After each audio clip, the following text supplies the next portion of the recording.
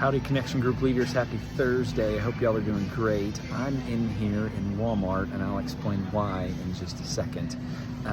So 3 weeks ago, we started the process of talking about prayer in our worship services with Pastor Eric. 3 weeks ago, it just so happened we began to talk about prayer in connection groups also. Lo and behold, we're still talking about prayer during the worship services with Pastor Eric, and we're still talking about prayer in connection groups also.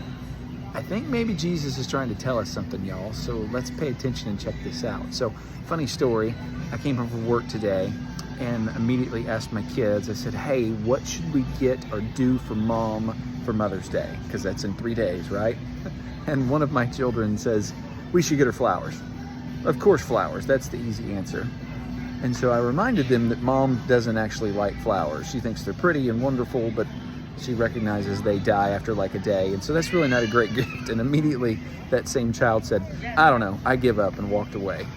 And I laughed, but that actually got me thinking about our lesson. So this week's lesson, it covers several different passages and it just does some general principles about prayer, which is really excellent. Of course, one of them is looking at Jesus's model prayer, which Pastor Eric has been doing a beautiful job of teaching us through. So by all means, look at that again together. Take that opportunity to kind of review the sermons and what's been shared. But the Romans 8 passage is what reminded me of one of my kids' comment. When I've taught that passage before, specifically where it says that when we don't know what to pray, the Spirit intercedes for us. There have been times when I've taught that to students, and inevitably one of them has raised their hand and said, okay, if the Spirit's praying for us, does that mean I just don't even have to worry about it? Cool. Now, that's horrible interpretation. That's not what it meant. The idea there is when we genuinely don't know what it is that we're supposed to be praying for, we don't get to give up, but out of our frustration and our just desire to seek God, He meets us in that moment and the Spirit intercedes for us. It prays the things that we just don't have the words for. So all that to say, I do hope that you will relish the opportunity to talk about prayer on Sunday. And I hope you'll review some of the things that we looked at, some of the principles that we saw in Daniel. Definitely bring up the stuff again that Pastor Eric's been teaching us.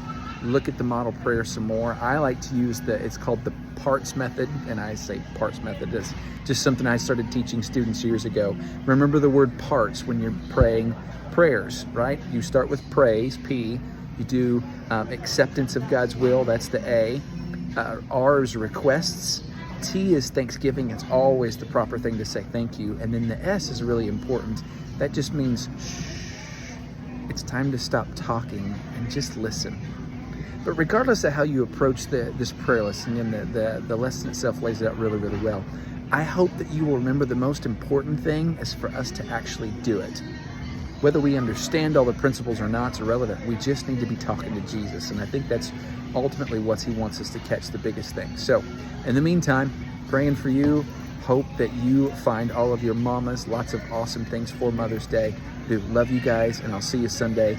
Y'all pray for me and my kids as we're shopping for gifts too. Bye.